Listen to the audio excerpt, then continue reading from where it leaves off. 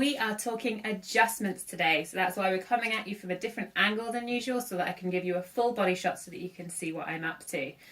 Now, adjustments are something that are needed to things we've bought in the shop that don't fit us properly, or things that we've made that have made their way into our wardrobes but that we're not wearing because every time we pop them on, they just don't feel like they're fitting right. So with Me Made May starting today, I feel like it's even more important to get us all in that wardrobe, pulling those bits out that aren't quite right so that we can make these adjustments to get ourselves confidently wearing them. So I'm going to do a quick outfit change into something from my wardrobe that fits that bill.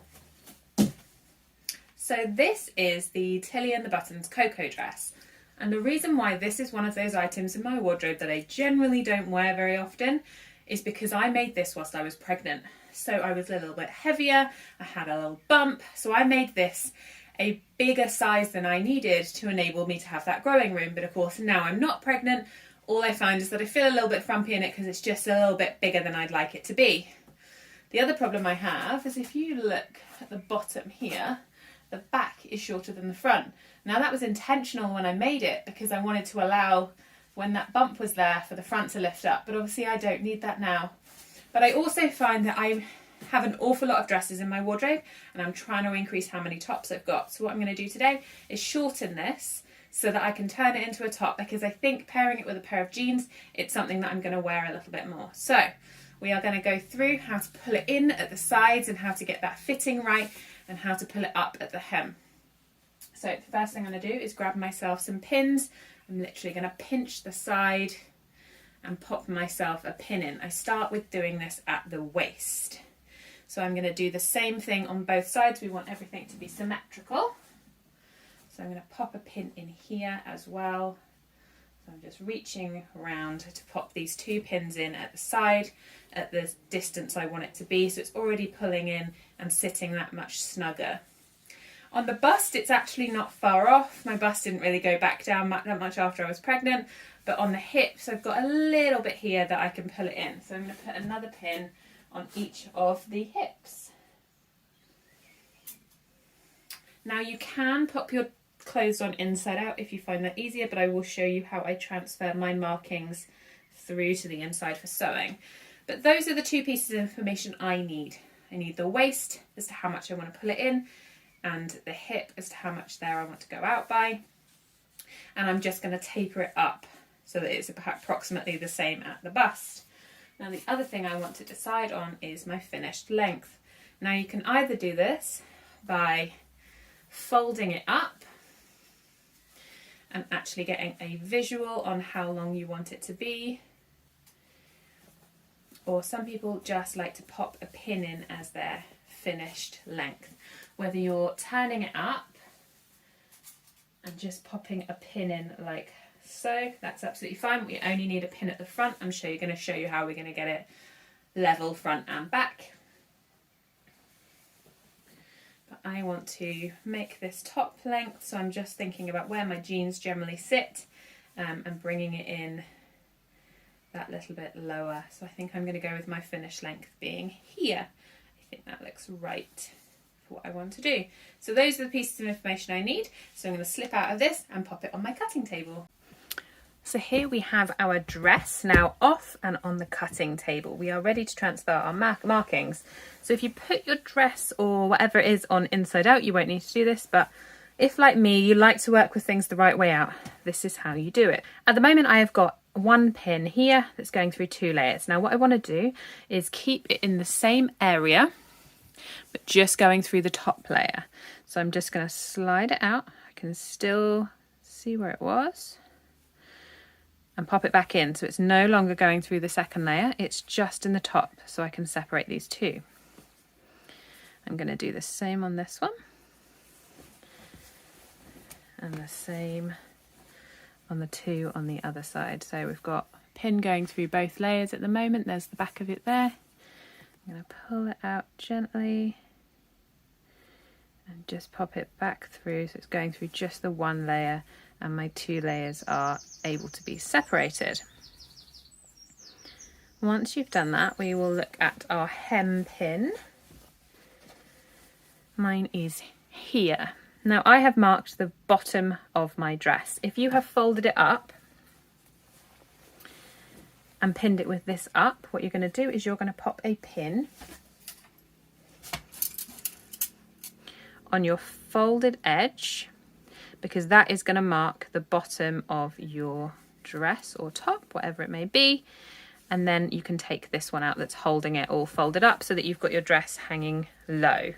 So we want the bottom of our hem marked, and we've got our pins on the sides so that I am now able to turn the dress inside out, because obviously we will be working on inside out so that all of our seams and adjustments are hidden. So what you are now left with is you should be able to see nice and clearly. I can now take my dress fully inside out, but I can still see where I want to bring it in at the waist.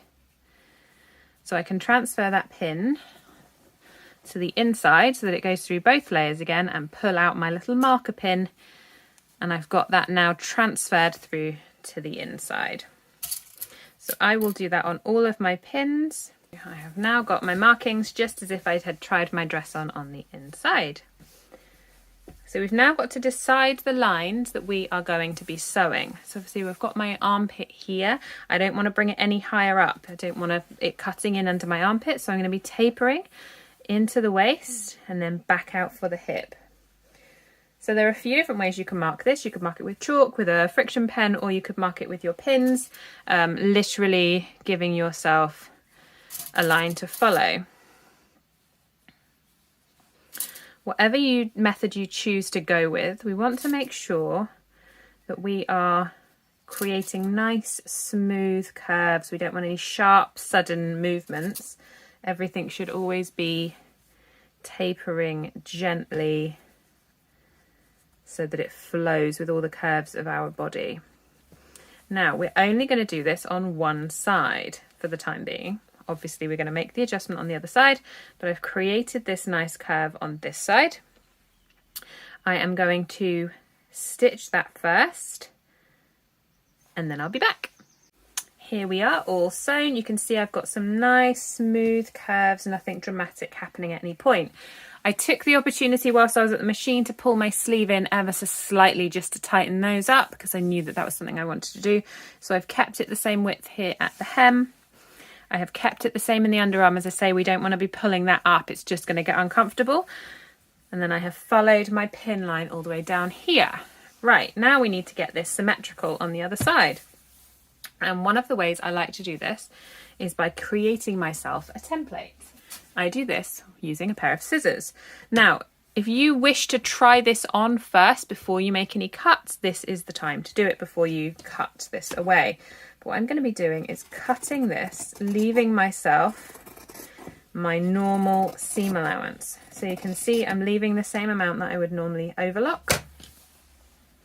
And this is so that we can use this to pin ourselves a line that we can then pop on the seam guide on our machine. So I can now take this lovely little template, remembering which is the top and which is the bottom. I can lay it against here, lining it all up.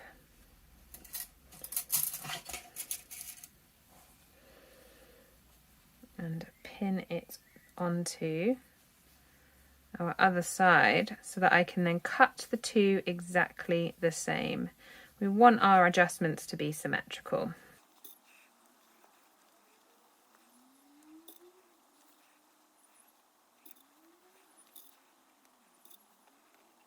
So you can see by my waist pin, I've got a slightly deeper part here. That's not surprising. It's because it's very unlikely that you're going to pop your marker pins in identically symmetrically on each side.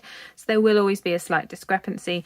You can always check which one is measuring larger and either make the decision to do a more conservative adjustment and base it on the lesser amount, or you can always do something slightly bolder and go by that larger one and just allow everything to be a little bit tight. The conservative is always the safer option, but the choice is always ultimately yours. Now I am going to now cut this so that I can use that as the seam guide on my machine.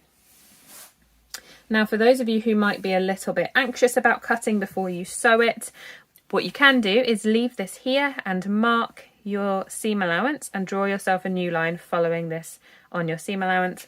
I like to go in with the scissors and just cut it exactly the same, and then go back to the machine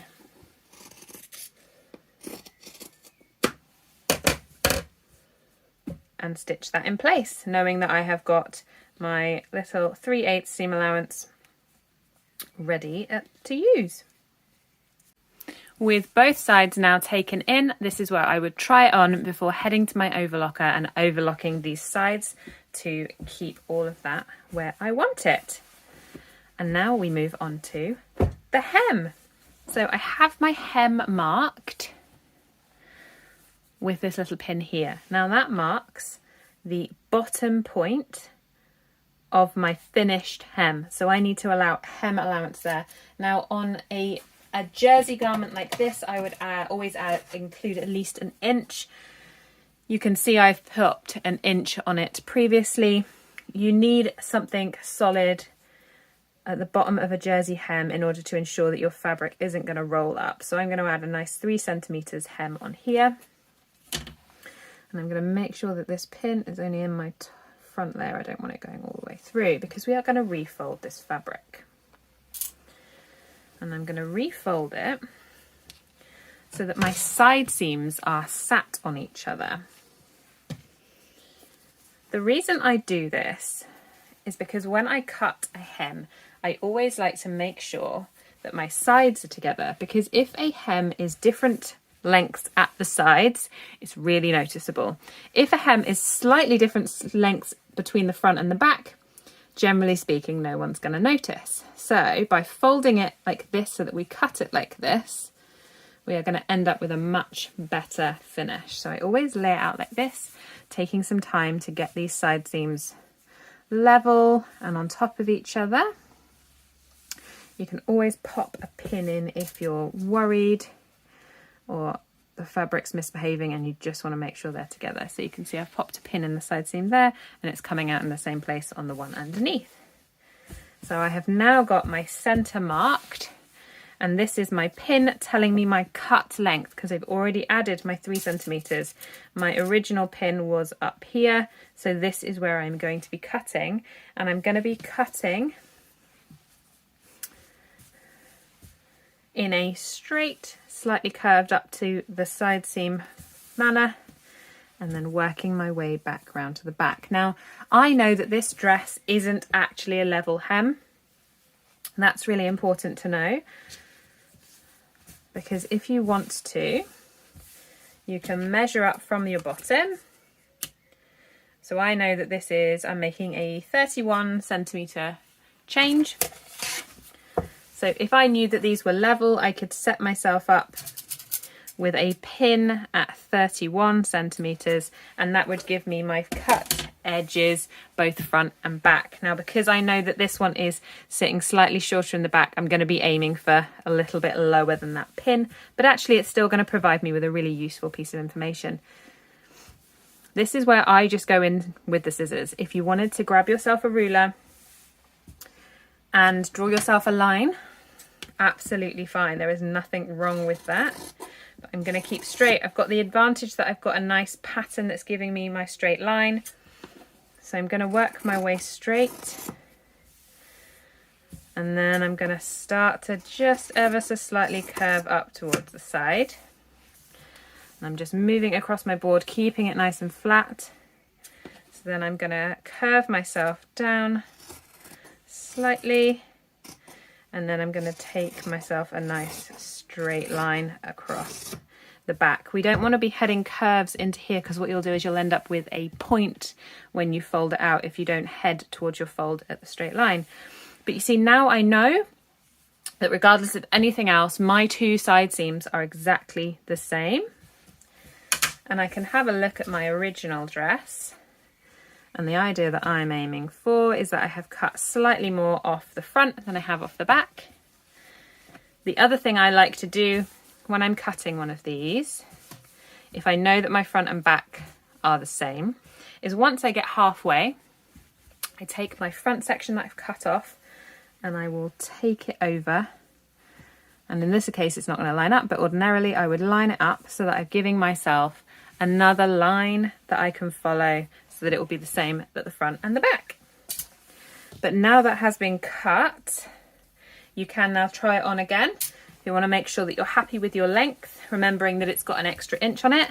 But you see, I have turned this into a really cute little top.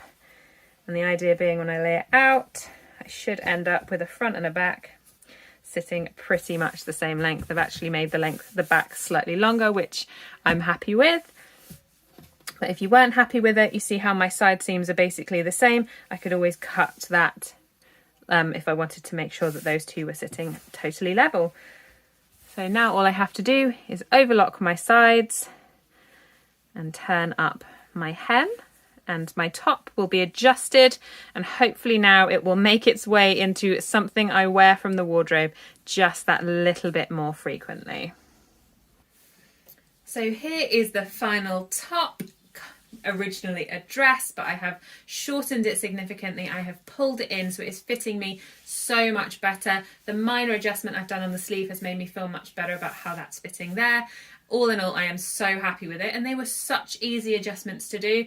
It really does make such a big difference to a garment to make it fit you properly, and it will now mean that I get loads more wear out of this because I'll be able to wear it with jeans or with a jumpsuit or with dungarees, and really get some wear out of something that otherwise was just hanging in the wardrobe with me constantly looking at it and going,